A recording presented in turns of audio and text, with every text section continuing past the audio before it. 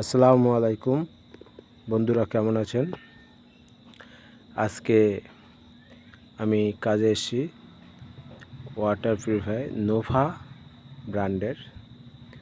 তো এখানে একটা মেমব্রেন চেঞ্জ করতে গিয়ে হাউজিংটা ফেটে গিয়েছে, যার জন্য আবার করে নতুন একটা হাউজিং নিয়ে সেটাকে ওই মেমব্রেনটা ওর ভিতরে লাগানো হচ্ছে। যার জন্যই ওর যে এলবো আছে 3 পিস, ওই এলবোটা আমি লাগাচ্ছি। এখন ভালো করে টাইট না দিলে জল লিকেজ হবে। জল লিকেজ হলে আবার সমস্যা, খুলতে হবে, পুরো সেটিং খুলে আবার ফের নতুন করে শুরু করতে হবে।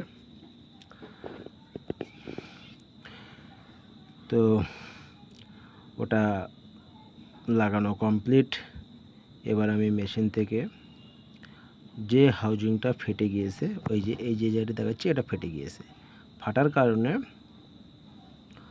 ফেটে যাওয়ার কারণে ওটা থেকে জল লিকেজ হচ্ছিল। তো আমি ফের নতুন মেমব্রেনটা বার করব। বার করে ফের যে হাউজিংটা এখন সেট করলাম ওইখানে লাগিয়ে দেবো।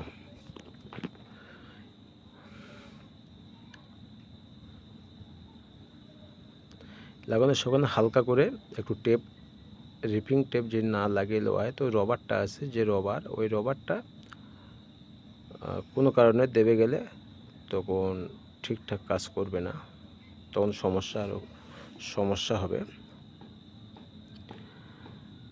এবারে নতুন হাউজিংয়ের ভিতরে নতুন মেমব্রেনটা লাগিয়ে দেবো।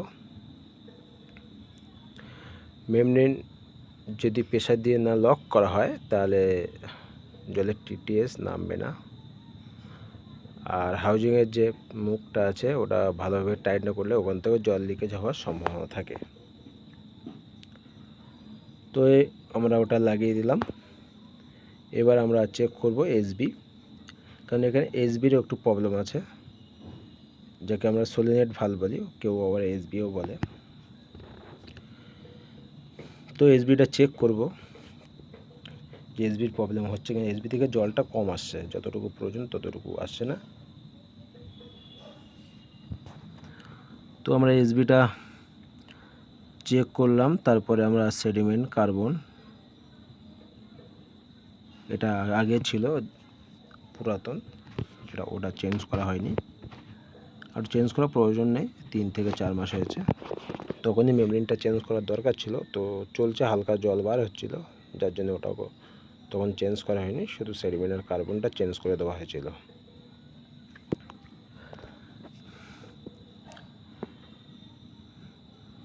এলবিগুলো ভালো করে লক লাগিয়ে না দিলে ওখান থেকে জল লিকেজ হওয়ার সম্ভাবনা থাকে। আর ওয়াটার পিউরিফায়ার যে মেন প্রবলেম, জল লিকেজ। যাই হোক, আমরা এখানে একটা টেস্ট ফিল্টার লাগাবো। ফের টেস্ট ফিল্টার লাগালে কি হয়, জলের যে স্বাদটা ভালো থাকে।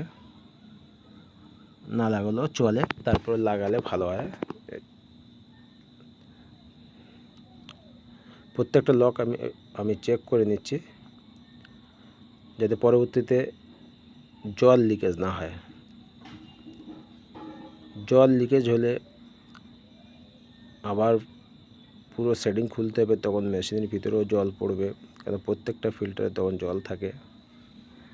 তো আমরা ভালো করে চেক করে নেব, যাতে পরবর্তীতে লিকেজ আমাদের না হয়। তো আমরা এখন এসবিটা চেঞ্জ করে ওটাকে টেপ লাগিয়ে দিচ্ছি জয়েন্টের মুখে, কেননা শর্ট সার্কিট হওয়ার সম্ভাবনা থাকে, যেহেতু এসি আর ডিসি পাশাপাশি থাকে। সলিনয়েড ভালভ ডিসি ভোল্টেজে চলে, আর সেন্সার বল ভালভ ওটা এসিতে থাকে।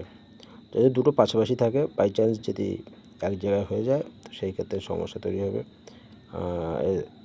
পুড়ে যাওয়ার সম্ভাবনা থাকবে, মোটরটা যাবে, এসএমপিএসটাও যাবে। সেক্ষেত্রে আমি ওই জায়গাটা টেপটা লাগিয়ে নিলাম, দিয়ে চেকটা করে নিচ্ছি ফের একবার, কারণ যাতে সমস্যা না হয়। বন্ধুরা, আপনাদের যদি ওয়াটার পিউরিফায়ার কোনো সমস্যা থাকে, আমার নাম্বারে কন্ট্যাক্ট করতে পারেন, আমি নাম্বার দিয়ে দিচ্ছি। এই নাম্বারে কন্ট্যাক্ট করলে 3 থেকে 4 ঘন্টার ভিতরে আমরা সার্ভিস দিয়ে থাকি।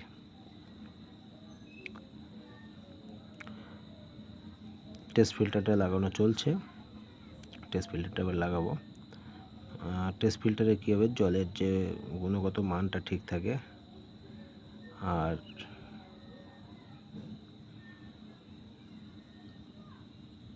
ক্ল্যাম্পটা আমি লাগিয়ে নিচ্ছি, যেহেতু টেস্ট ফিল্টারটা এখন লাগাবো। টেস্ট ফিল্টার লাগাতে গেলে ক্ল্যাম্পটা লাগাতে হবে, ক্ল্যাম্প না লাগালে টেস্ট ফিল্টার লাগানো যাবে না। ওখানে একটা ইউভি বাল্বের ছিল চেম্বার, তো ওটা ইউভি বাল্ব কোনোভাবেই কাজ করছিল না। তো আমি ভাবলাম যে ওখানে টেস্ট ফিল্টার দিয়ে দিই। টেস্ট ফিল্টার দিলে কী হয়, জলের স্বাদ ভালো থাকে। আর জলের যে একটা হালকা মাটির যে একটা গন্ধ থাকে, সেই গন্ধটাও রিমুভ করে টেস্ট ফিল্টার, জলের স্বাদটাও দ্বিগুণ বাড়িয়ে দেয়। সবসময় মাথায় রাখতে হবে 70 থেকে 100 ভিতরে টিডিএস রাখতে হবে। টিডিএস 10-15 থাকলে সমস্যা হবে পরবর্তীতে। তো ভুলেও 10-12 টিডিএসের জল পান করবেন না, এটা প্রত্যেকের কাছে আমার অনুরোধ। তো আমি এখন টেস্ট ফিল্টারটা ভালো করে সার্ভিস করে নিচ্ছি, যেহেতু ওর ভিতরে কার্বন জাতীয় একটা থাকে, তো কার্বনটা প্রচুর একটা ডাস্ট ওর ভিতরে থাকে, সেই ডাস্টটা পুরোপুরি বার করে নিতে হয় জল দিয়ে ধুয়ে। তো আমি এখন টেস্ট ফিল্টারটা লাগিয়ে দিলাম, দিয়ে কাপড় দিয়ে একটু মুছে দিচ্ছি, যাতে জল যে জায়গাগুলো পড়েছে সেই জায়গাগুলো শুকিয়ে যায়।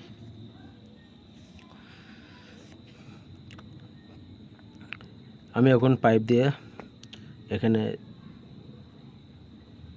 দেখছি যাতে কোনো যাতে লিকেজ না হয়, যার জন্য চেকিংটা করব।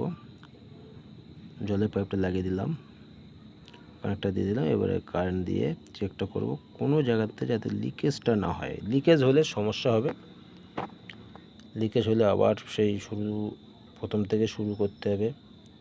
এবার আমি আরও কানেকশানটা লাগিয়ে দিচ্ছি, মোটর থেকে যে লাইনটা যায় আরও ফিল্টারে। ওখানে লকটা দেখে রাখতে হবে, কারণ লক প্রত্যেকটা এতেই লাগাতে হবে। লক না থাকলে জল লিকেজ হওয়ার সম্ভাবনা থাকবে। তো আমি জলের মোটরের যে প্রেশারটা আছে সেই প্রেশারটা চেক করছি। মোটরে প্রেশার না থাকলে মেমব্রেন বেশি দিন টিকবে না, তাতে কাস্টমারের সমস্যা, বারবার মেশিন খারাপ হবে। সবসময় মোটরের প্রেশার যেটা থাকবে সেটা যেন ঠিকঠাক থাকে।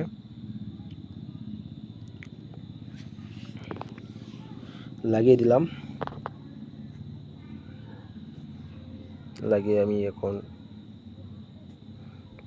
বিদ্যুৎ সংযোগ করলাম, চালিয়ে চেক করছি জল কোনো জায়গাতে লিকেজ হচ্ছে কি না। আমার নিজের হাতের জলগুলো আমি মুছে নিচ্ছি।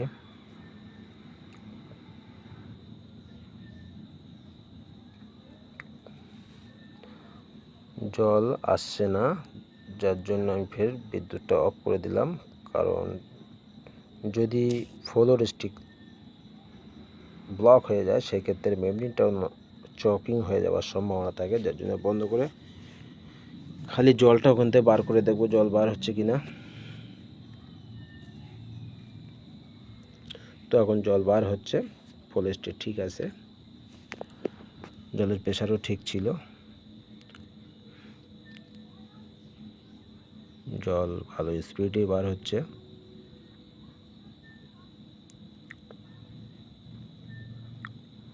দুটো স্পিড সমানই আছে।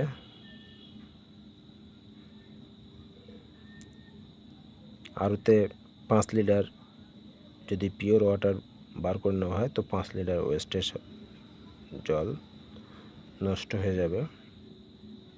মেমব্রেন যদি পুরনো হয়ে যায় তো সেই ক্ষেত্রে 5 লিটার ফিল্টার জল আসলে 15 লিটার জল ওখানে নষ্ট হয়ে যায়।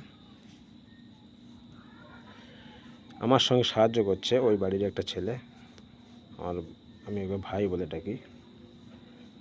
আর কাকা এসছে, কাকা বহুত দুষ্টুমি করছিল আমার সাথে।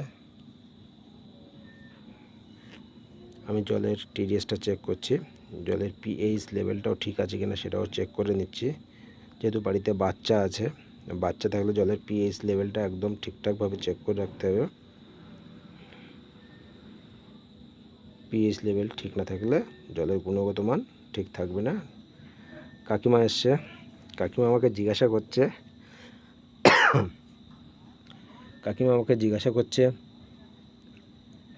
যে এই মেশিনটা এত খারাপ হয় কেন। তো আমি বলছি যে মেশিন তো খারাপ হবে, 10 বছর চলছে মেশিনটা, তো মেশিন খারাপ হবে। আমি যে মেমব্রেনটা দিয়েছিলাম 2 বছর পরে ফের চেঞ্জ করছি আমি, 2 বছর চলছিল। তো সাধারণত আমরা গ্রামের লোক, তো গ্রামের লোকের 2 বছরের খরচটা অনেক ব্যয়বহুল মনে হয়, 25 থেকে 2600 টাকা কম বেশি পুরো সেট চেঞ্জ করতে গেলে একটা খরচ হয়ে যায়। মেমব্রেন থেকে শুরু করে A to Z যা আছে, প্রি ফিল্টার থেকে শুরু করে টোটালটাই। তো 2 বছর পরে যদি এই সামান্য একটু খরচ হয়, তো বছরে একটা হিসেব করে দেখলে বোঝা যাবে যে 1300 টাকা বেশি একটা খরচ চলে আসে। যেটা অন্য পিউরিফায়ার বছরে 5 থেকে 5.5, 6,000, 7,000 পর্যন্ত এরকম পিউরিফাই আছে যে তাদের খরচটা হয়। আমি এখন বাইরে ফ্রি ফিল্টারটা ভালো করে চেক করে নিচ্ছি এবং ফ্রি ফিল্টারটা চেঞ্জ করেও দিচ্ছি, যেহেতু আবার 5 মাস পরে ওটা পাল্টানো হবে, 5 থেকে 6 মাস। এলবোটা টাইট দিয়ে নিচ্ছি, কারণ লিকেজ হবার একটা সম্ভাবনা থাকে, লিকেজ যাতে না হয় সেই জন্য বারবারই চেকিং করছি আমি। কারণ এসব ক্ষেত্রে এমন সমস্যায় পড়েছি, দেখা মেশিন ঠিক করে চলে এসেছি 10 কিলোমিটার, তারপরে কাস্টমার ফোন করছে যে মেশিন দিয়ে জল পড়ছে। তো এই সমস্যাগুলো আমরা ফেস করি, তার জন্য বারবার চেক করে নেই। এখন বিদ্যুৎ সংযোগটা দিয়ে দিলাম, দিয়ে দেখব জল লিকেজ হচ্ছে কিনা। এরপরে আমরা মেশিনটা পুরো সেট করে দেবো।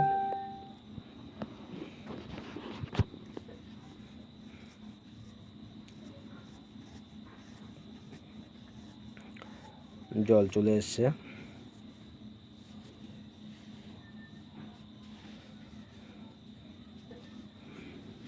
পিওর ওয়াটার কিছুটা আমি বাইরে ফেলে দিচ্ছি একটাই কারণে, যাতে ট্যাঙ্কির জলগুলো না ফেলতে হয়, যেহেতু নতুন মেমব্রেনে একটা কেমিক্যাল থাকে, আর ওই কেমিক্যাল থাকলে